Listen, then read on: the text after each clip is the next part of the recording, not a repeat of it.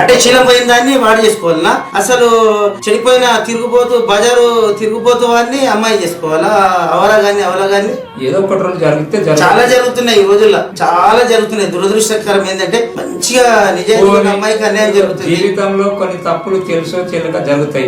మరి అలాంటి వాళ్ళు ఆనందం ఉన్నారు కదా, చాలా మంది ఉన్నారు కదా. ఎవరు? తన గురించి తాను చెప్పుకోదు కదా. చెప్పుకోకుండా ఆమె ఏం తెలియనట్ల బండారం బయట వదిలేయమంటావా ఇప్పుడు? ఎవరు భర్త వదిలేయాలా ఆమెను? అది దృష్టిలో ఆమెను వదిలేయడమే కదా.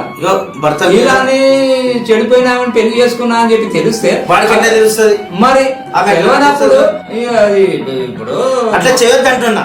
మీరు అట్లా చేయొద్దు. మీ పెళ్లి చేయడానికి మనం ఎవరం చెప్పు, స్వేచ్ఛ ఉంది వాళ్ళకు. ప్రాణం కంటే మానం విలువైంది. మానం విలువైంది నువ్వు అంటే ఎట్లయితే విశ్వనాథ్, వాళ్ళు ఏజ్కి వచ్చి ఆరోగ్యము పోయినా కొంత పోవచ్చును, కానీ శీలము పోయినా సర్వము పోను. అమ్మాయిని అనట్లేదు, అబ్బాయిలను కూడా అంటున్నా, అబ్బాయిలను కూడా అంటున్నా. ఎవరు అనుకోరు.